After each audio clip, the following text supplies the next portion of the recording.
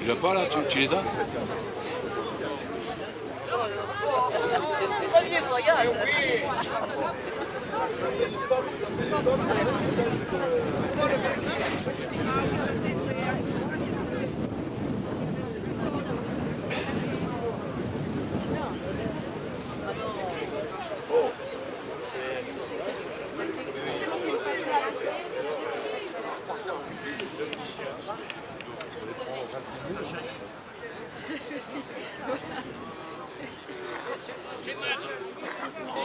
T'as retrouvé ton téléphone?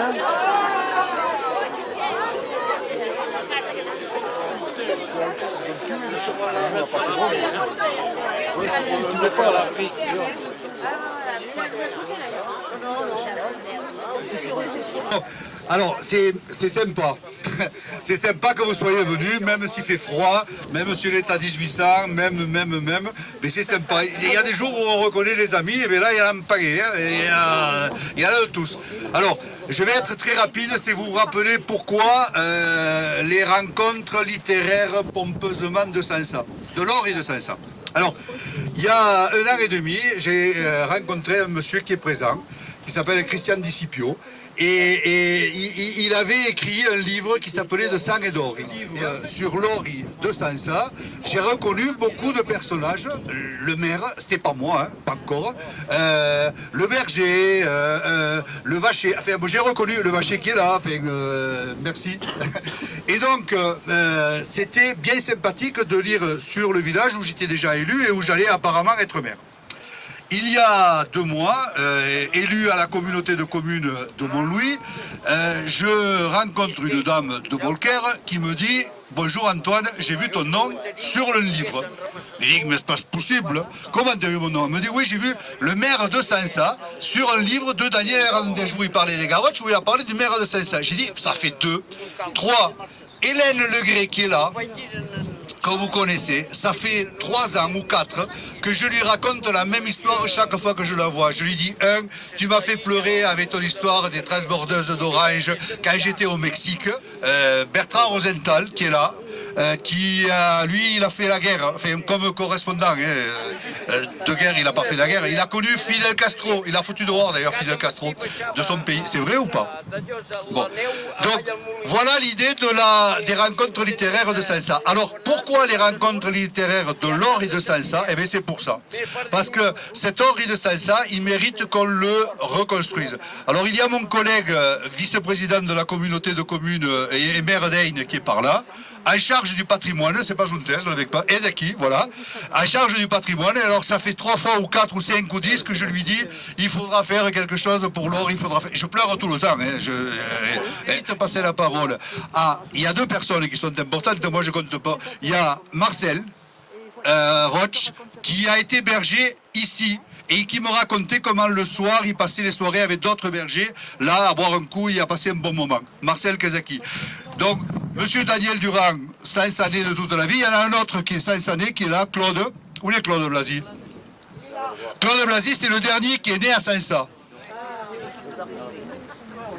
Ah, le dernier des vieux alors, qui est né à Sansa. Il y a toujours un petit, lui il est né à Sansa. Bon.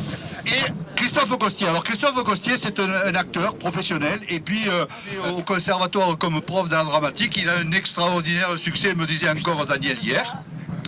Et je lui ai dit, ça t'intéresserait de venir nous dire des choses sur Sansa. Alors, un peu ce qu'a écrit Christian, un peu ce qu'a écrit Hélène, un peu ce qu'a écrit Daniel. Il m'a dit oui.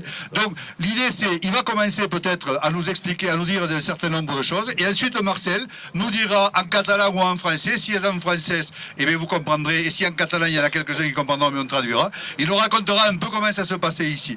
Voilà, je ne vais pas être plus long. À midi, on mange ensemble au gîte. Il y a de l'agneau de Sansa, tant qu'à faire. Et un mortum pareil, d'un Philippe qui n'est pas là parce qu'il travaille, le pauvre. Un mortum pareil, c'est fait de coustellas. Et après cet après-midi, dans la salle du gîte, il y a séance de échange avec les auteurs et de dédicaces. Et voilà l'histoire. Ce soir, 7h30, il y a l'apéro et le concours de pétanque. À 2h, le concours de pétanque. Et ce soir, à 7h30, il y a Pedro Solé, à l'église, concert comme d'habitude gratuit, donc qui nous régalera avec son fils de guitare flamenco et d'improvisation. Voilà, à Sunakabat, je passe la parole à Christophe et encore merci d'être là. Merci. Donc je vais vous lire des extraits et je vais commencer par Le Dragon des Garroches de Daniel Hernandez. À Garroches, le climat change vite dans ces micro-régions. Je n'avais pas prévu que le marin, inexistant à Font-Romeu, pousserait ses nus vers les sommets. Chevauchant la crête, je courais au-dessus des nuages et le plaisir n'en était que décuplé. Dans les trouées favorables de la forêt, je distinguais clairement sur ma gauche le terrain d'aviation de la Yagone, alors que sur ma droite, des amas d'ouates bouchaient toutes les vallées. Ce fut le pastre qui entama la conversation. « Oh là, qu'est-ce qui vous arrive? Vous me semblez bien essoufflé, l'ami. » Je me suis perdu dans le brouillard, avouai-je. Où sommes-nous? À la bergerie de Sansa, sur la piste qui monte au col, me renseigna-t-il. Pendant tout ce temps, il me conseillait la piste qui monte jusqu'au refuge de la Perdigoulière, puis la crête sud qui conduit au sommet. Il me fallut 2 bonnes heures pour y parvenir. Sur le chemin, je remarquai qu'un incendie avait détruit un petit bois de pin sur un éperon de schiste rouge. Le dragon avait-il craché son feu? Depuis le dôme, la vue était merveilleuse. Balcon sur le Canigou et le Conflans, mais aussi sur toutes les montagnes de Cerdagne et du Cap-Cyr. Le promontoire et le ciel dégagé me permirent de distinguer jusqu'à Perpignan et la mer. Je m'engageai sur la crête vers les Scoutous. Au roc de Foradat, le dragon m'attendait.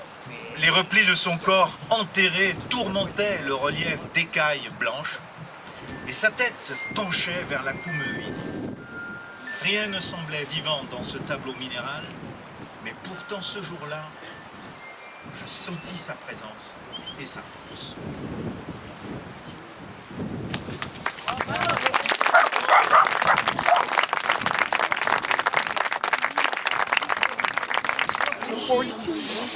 Cette bergerie, elle n'était pas écroulée.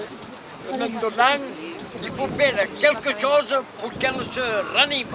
Bravo, à chaud. Il ne faut pas laisser le sang de nos ancêtres s'écrouler. Ça, c'est le sang de nos ancêtres. Moi, j'ai gardé le troupeau ici, on en a enfermé dedans, et dans ce parc. Eh bien, ça a été une vie magnifique.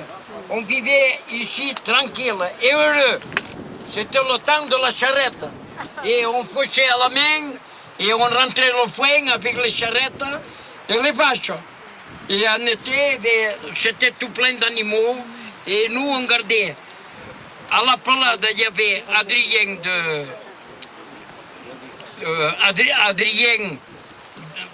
d'Oreilla. Il gardait à la pelade, mon cousin à gauche là.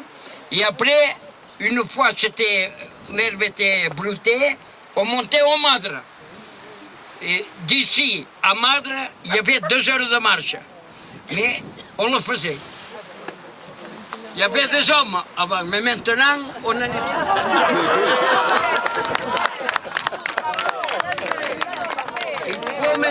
Il faut maintenir ça. C'est magnifique, c'est magnifique. Oh, moi, moi, je les mélangeais avec mon cousin. Moi, je gardais les brebis avec les petits agneaux au village et j'allais les ravitailler à Madre. Il y avait à peu près 3500 à Sansa. Adrien en avait 1000 et toutes ces montagnes, tout le plus bas qu'en été, elles étaient sur les cimes. Et après, une fois la neige arrivée, on descendait à Sansa.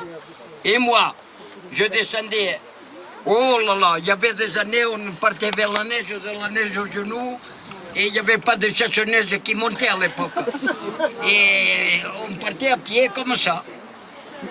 La première nuit, on dormait au Mas de Guichat, et le lendemain, on embarquait le troupeau à la gare d'Olette. Et en arrivant à Ille, on était 2 bergers, celui de Corvère prenait son troupeau et il le conduisait à son village. Et voilà. Mais on a vécu heureux ici. On vivait heureux. Et il y avait des fois pour aller au pain maintenant. Et un berger, il ne doit pas regarder à la montre.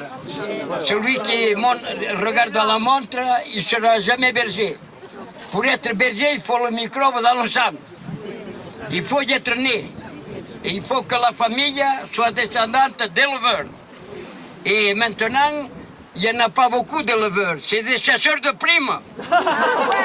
C'est les chasseurs de primes maintenant.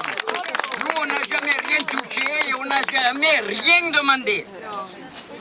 Mais moi, j'aime garder le patrimoine. Il faut faire le repère de cette bergerie. Parce qu'il y aura des gens qui reprendront.